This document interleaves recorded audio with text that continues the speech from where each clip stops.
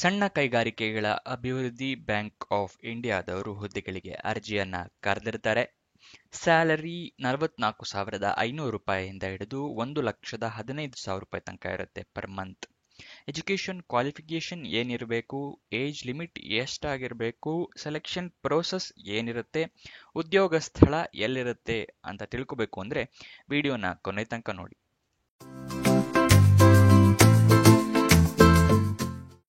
ನಮಸ್ಕಾರ ವೀಕ್ಷಕರೇ, ವಿಡಿಯೋಗೆ ಸ್ವಾಗತ. 93% ಜನ ವಿಡಿಯೋನ ನೋಡ್ತೀರಾ, ಆದ್ರೆ ಚಾನೆಲ್ನ ಸಬ್ಸ್ಕ್ರೈಬ್ ಆಗಿರಲ್ಲ. ಸಬ್ಸ್ಕ್ರೈಬ್ ಆಗಿ ಹಾಗೂ ಪಕ್ಕದಲ್ಲಿರೋ ಬೆಲ್ ಐಕನ್ ಪ್ರೆಸ್ ಮಾಡೋದು ಮರಿಬೇಡಿ. ವಿಡಿಯೋನ ಶುರು ಮಾಡೋಣ. ಸಣ್ಣ ಕೈಗಾರಿಕೆಗಳ ಅಭಿವೃದ್ಧಿ ಬ್ಯಾಂಕ್ ಆಫ್ ಇಂಡಿಯಾದವರು ಅಸಿಸ್ಟೆಂಟ್ ಮ್ಯಾನೇಜರ್ ಮತ್ತೆ ಮ್ಯಾನೇಜರ್ ಹುದ್ದೆಗಳಿಗೆ ಅರ್ಜಿಯನ್ನ ಕರೆದಿರ್ತಾರೆ. 72 ಹುದ್ದೆ ಖಾಲಿ ಇರುತ್ತೆ.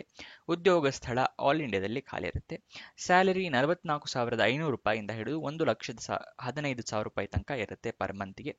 ಯಾವ್ಯಾವ ಹುದ್ದೆ ಎಷ್ಟೆಷ್ಟಿದೆ ಅಂತ ನೋಡೋದಾದ್ರೆ, ಅಸಿಸ್ಟೆಂಟ್ ಮ್ಯಾನೇಜರ್ ಹುದ್ದೆ 50 ಇದೆ, ಮ್ಯಾನೇಜರ್ ಹುದ್ದೆ 22 ಇದೆ.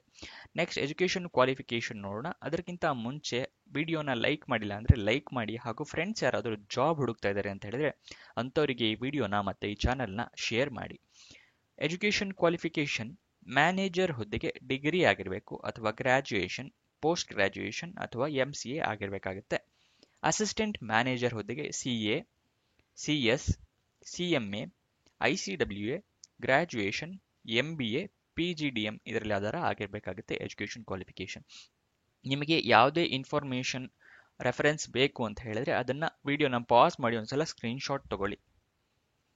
ನೆಕ್ಸ್ಟ್ SDB ಏಜ್ ಲಿಮಿಟ್ ನೋಡಿದ್ರೆ SIDBI ಅಂತ ಹೇಳಿದ್ರೆ small industries development bank of India ಅಂತ ಹೇಳಿ, ಅದನ್ನೇ ಇಂಗ್ಲೀಷಲ್ಲಿ ಹೇಳಿದೆ ಅಷ್ಟೇ.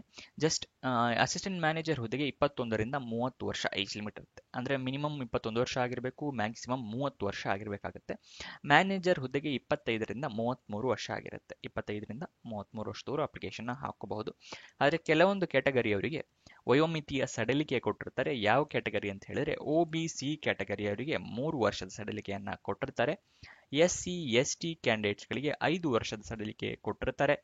PWBD ಅಂದ್ರೆ person with bench mark disability candidates UR ಅಥವಾ EWS ಕ್ಯಾಟಗರಿಗೆ ಬಿಲಾಂಗ್ ಆಗುತ್ತೆ, 10 ವರ್ಷದ ಸಡಿಲಿಕೆಯನ್ನ ಕೊಟ್ಟಿರ್ತಾರೆ. PWBD ಕ್ಯಾಂಡಿಡೇಟ್ಸ್ OBC ಕ್ಯಾಟಗರಿಗೆ ಬಿಲಾಂಗ್ ಆಗಿದ್ದಾರೆ, 13 ವರ್ಷದ ಸಡಿಲಿಕೆ ಕೊಟ್ಟಿರ್ತಾರೆ. ಅದೇ PWBD SC ST ಕ್ಯಾಟಗರಿಗೆ ಬಿಲಾಂಗ್ ಆಗಿದ್ದಾರೆ, 15 ವರ್ಷಗಳ ವಯೋಮಿತಿಯ ಸಡಿಲಿಕೆಯನ್ನ ಕೊಟ್ಟಿರ್ತಾರೆ. ಅಪ್ಲಿಕೇಶನ್ ಫೀಸ್ ಎಷ್ಟೆಷ್ಟಿದೆ ಅಂತ ನೋಡಿದ್ರೆ, ಸ್ಟಾಫ್ ಕ್ಯಾಂಡಿಡೇಟ್ಸ್ಗಳಿಗೆ ಅಪ್ಲಿಕೇಶನ್ ಫೀಸ್ ಇರೋದಿಲ್ಲ. SC ST PWBD ಕ್ಯಾಂಡಿಡೇಟ್ಸ್ಗಳಿಗೆ 175 ರೂಪಾಯಿ ಇರುತ್ತೆ. ಜನರಲ್ OBC EWS ಕ್ಯಾಂಡಿಡೇಟ್ಸ್ಗಳಿಗೆ 1,100 ರೂಪಾಯಿ ಇರುತ್ತೆ.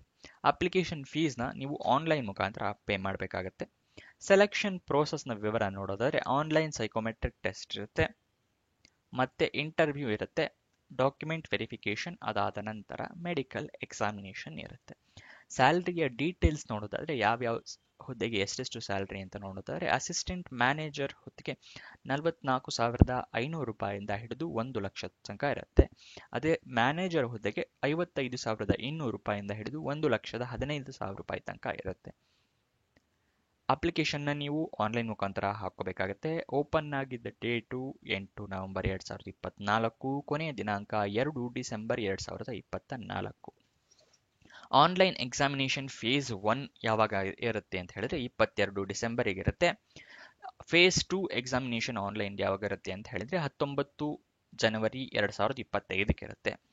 Tentative schedule of interview dates ಯಾವತ್ತಿರುತ್ತೆ ಅಂತ ಹೇಳಿದ್ರೆ ಫೆಬ್ರವರಿಲಿ ಇರುತ್ತೆ ಅಂತ ಹೇಳಿದರೆ, ಅದಿನ್ನೂ ಕನ್ಫರ್ಮ್ ಆಗಿಲ್ಲ. ಟೆಂಟೇಟಿವ್ ಡೇಟ್ಸ್ ಇವೆಲ್ಲ ಕನ್ಫರ್ಮ್ ಆದಮೇಲೆ ನಿಮ್ಮ ಆ ವೆಬ್ಸೈಟಲ್ಲಿ ಬಿಡ್ತಾರೆ, ನೋಡ್ಕೊಳ್ಳಿ.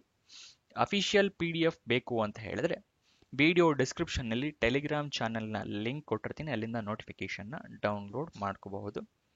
ಇಲ್ಲಿ ಅಪ್ಲೈ ಆನ್ಲೈನ್ ಅಂತ ಒಂದು ಲಿಂಕ್ ಕಾಣಿಸ್ತಿದ್ದಿಲ್ಲ ಸ್ಕ್ರೀನ್ ಮೇಲೆ, ಇದು ಅಪ್ಲಿಕೇಶನ್ ಹಾಕೋದಕ್ಕೆ ವೆಬ್ಸೈಟ್ನ ಲಿಂಕ್. ಇದನ್ನ ನಾನು ವಿಡಿಯೋ ಡಿಸ್ಕ್ರಿಪ್ಷನ್ನಲ್ಲಿ ಕೊಟ್ಟಿರ್ತೀನಿ, ಅಲ್ಲಿಂದ ನೀವು ಕ್ಲಿಕ್ ಮಾಡಿ ಅಪ್ಲಿಕೇಶನ್ನ ಹಾಕೋಬಹುದು.